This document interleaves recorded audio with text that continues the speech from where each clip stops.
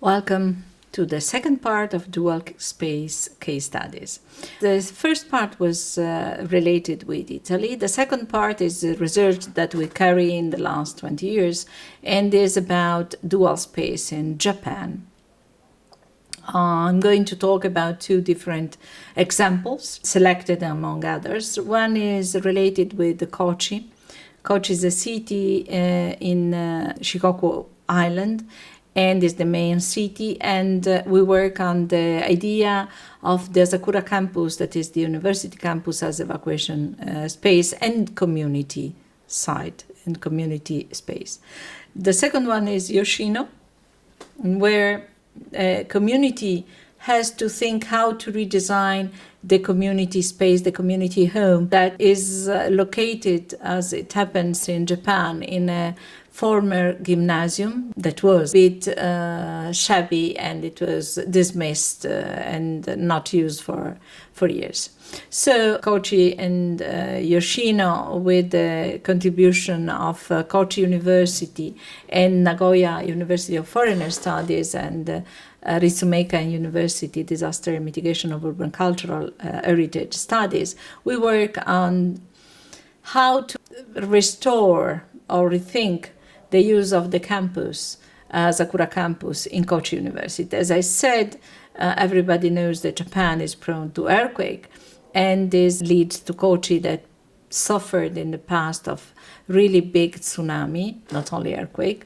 And there is a forecast that before 2030, another big event can hit the area. And the damages from it, in the worst case, are really of massive and important size. Here you can see that in 1946, Kochi was already destroyed completely by a tsunami. And in the picture below this, you can see the picture in 2011, and you can understand that the city, the area that was hit by and destroyed by tsunami, now is completely rebuilt. So it's totally covered by built buildings and infrastructures. That makes the prevention and preparedness a big issue for the city. So the area of Kochi is also run by different streams or channels. And forecast is that if a heavy tsunami will occur, the city will be flooded for months, because there's the mouth that is open to the sea is so small that will not allow quick deflux of the water. So in the flooding forecast is previewed that the area where the Asakura campus is located probably will be safe for all the 11 communities that are living around it. The community are in the situation that is the same for all the Japanese community. Aging society, really aging society, with not many adults or teenagers, and problems related also to the built environment that is not really performing, is old, it doesn't obey, or it doesn't fit the last building code that, especially after Kobe earthquake, was really strict on the building instruction and rules. So in this situation, the area of the Asakura campus that is already defined as evacuee camp can be reframed, reorganized, in order not to answer only to the emergency, because actually it's an evacuation, so people will go there, but to avoid such problems like overcrowded of buildings where the people cannot have a comfortable space, how to use the infrastructures that are surrounding or into the campus area, like cafeterias or canteen, or some buildings that actually are occupied only by classroom, a building that is related with some people with disabilities, small hospital, and also a swimming pool. So how we can use this space? So the project, we identify where for the people is better to go and where to stay and how to live. So without to separate families, all the surrounding community of Asakura can have room and space and home there.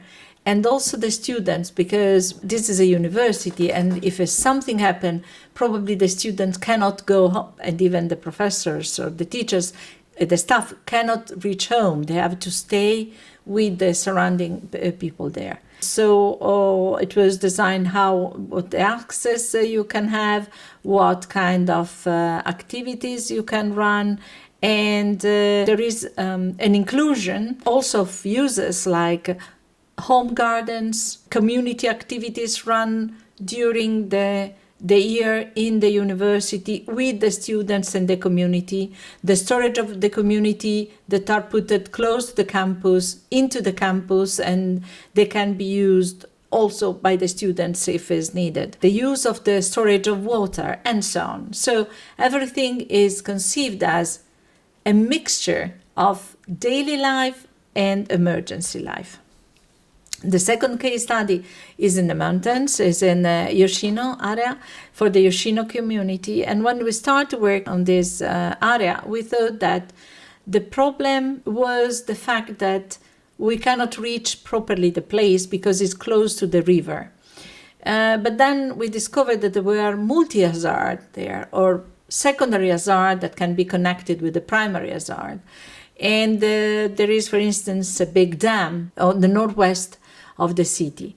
And also, as I said, the place is in a really not pleasant area because it's just a dismissed building. We started to work with the community there.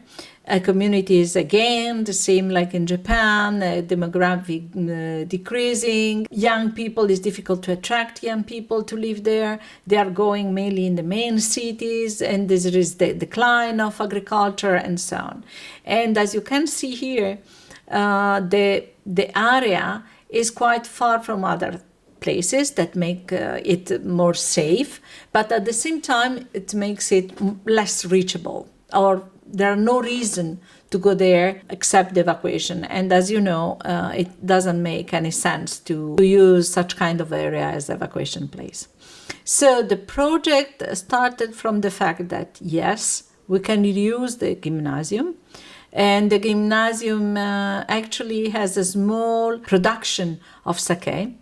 And we thought that one of the research was carried on by Daniel Zedda. He studied for a month there, and he proposed an excellent idea that was to build, not only to reshape or reconsider the gymnasium and refurbish the gymnasium, but to build other structures. The first one is the furoya, that is the public bath. Public bath in Japan is a part of social life, is where people in the community meet. And not only to have some small structures that can be used during the market, because it's a rural area, during the market weekly or even in other event. And those modules can be temporary shelter that can embed some temporary capsule where people can live for some times. The furoya, of course, is the center of life, but you can understand that this kind of project, it make the area livable and pleasant in normal life. So it is revitalizing the area. But at the same time, in the gymnasium, there can be allocated some activities, as there is a cafeteria, there is the sake industry. It can be used as a kitchen or as a cafeteria during the emergency. The furoya can be and can solve a problem of public bath, because this is in the shelters where people usually is evacuated after the event. One of the main problem is how you can bath, clean yourself, use the bathroom, etc., without to feel uncomfortable. So if it's a public bath that the community is used to, that is often used, not only often, is, if not daily, weekly used by people, of course, in the emergency would be the same. It doesn't change the function. And the people in the community can find some space on the shelter for the market stall. So the main, what is the meaning of those examples that we gave to you is, again, what is the most important thing? The most important thing is, if we do not combine spatial planning with urban design, with social learning, it's impossible to have pleasant and usable environment where people can be welcome after a big event with no harm. This is one of the most important lessons that you have to keep in mind. It's important. The preparedness means pre-planning, pre-research, pre-design, preparedness, in a word. Thank you.